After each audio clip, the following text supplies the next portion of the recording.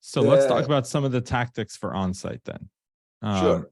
So the first one I would like to call up is heat maps. Now, you cannot put code on an Amazon page that will get you heat maps based on where people are going with mouse movement.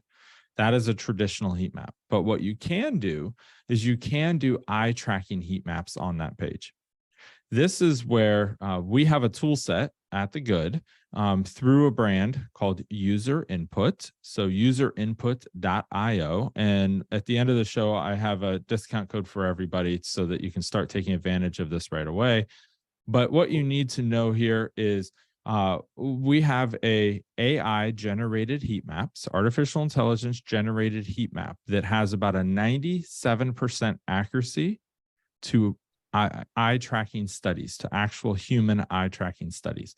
We have fed this algorithm with hundreds and hundreds and thousands of eye tracking studies, scientific research that really allows us to understand what are people looking at on your Amazon page and how long are they looking there and what's getting their attention. So what we're able to determine from this is a couple of different things. This heat map can tell us what's attracting people's attention on the page, and are they looking at the things you want them to be looking at? Are they attracted to somebody's face versus your product, right? Are they attracted to a headline that really isn't the main point you want them to read?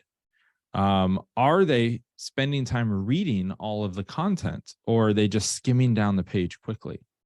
It's not uncommon for us to see with eye tracking, for instance, that brands like to put up a huge block of text and a big paragraph and combine all of their products, features, and benefits in that one massive paragraph. We have found that consumers don't read that entire paragraph. They skim it very quickly and they get one or two lines in and they move on and they start scrolling because they're looking for other cues that they don't have to work as hard at, right? So for instance, a learning out of this is you should always break everything down into bullet points. You should always be using bullet points over paragraphs because it just seems remedial, right? It seems pretty simple, but what we're seeing is visitors are not reading your content, and then all of that great information gets missed.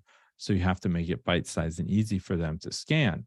And so what a heat map can do is allow you to very quickly and easily get a AI eye tracking study done as a heat map that would normally take you weeks to run, even on your own site, to have enough data.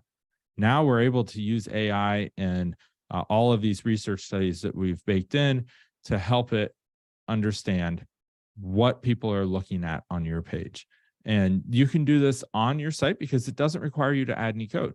You literally go to user input, and one of the tool sets, you would enter in your URL of your page, it pulls that up, and then you're able to run that. So heat maps is definitely one for on-site that I would be taking a look at.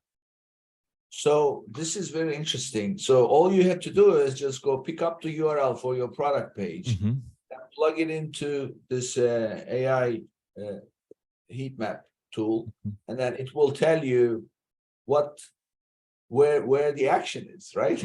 Yes, exactly. Now, there's a second way you can do something very similar, and this dives a little bit deeper, and it's called user testing. So with user testing on your page, you can, again, go to user input and get input from real users where you are submitting the URL and we are running user tests on your behalf. So you describe who your audience is, who are your ideal customer profiles. We have access to, at this point, several 100,000 trained user testers. These are all testers who have been trained to talk out loud about the experience they're having on your site. So as they're going through it, they're able to tell you what they're thinking and why they're making the decisions they're making.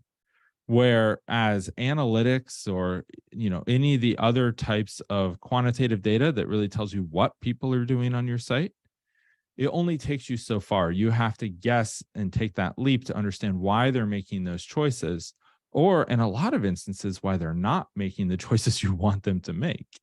right? Exactly. So this is where user testing can really come in handy. So with user testing, you're able to direct people to your page, ask them to complete simple tasks. Find go to this page and tell me the top 5 benefits of this product, or go to this page and, tell me if it's good for X, Y, or Z purposes, or even send them to your seller page that might have a few different variations of a product, and ask them to find the one that is best for their needs, where they would go through 2 or 3 products and tell you, what they're thinking, what they're seeing. Oh, we did this with a company that sells tents for camping, right? And what we found was that people were having a really hard time understanding how many people could fit in a tent, even though it clearly said this is a 2-person tent, a 4-person tent, and 1-person tent. The problem, and it was in the product description, like the headline of the product. The problem was that consumers didn't understand, okay, 2 people, how much room is that? And the brand was trying to make it easy, but then they're like, hey, I'm 6'7". How can I fit 2 people in this tent for real? Or am I going to take up the entire tent? Right. Yeah.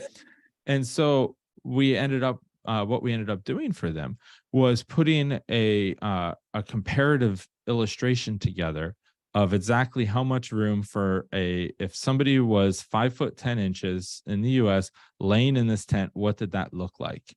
And we did a top-down view so they could see the average height of a human in the US and what it would look like sitting in a tent. The brand and the manufacturer would have never done that on their own, because they did not understand consumers did not get what 2-person tent meant, because they wanted more details they weren't providing. They said, we're going to make it easy and say this tent is for 2 people. Everyone knows what 2 people is. That should be easy for them to understand. And in reality, consumers had a different point of view. They wanted more information that was not being provided in an easy fashion. This came out of the user testing. Yes, exactly. I see.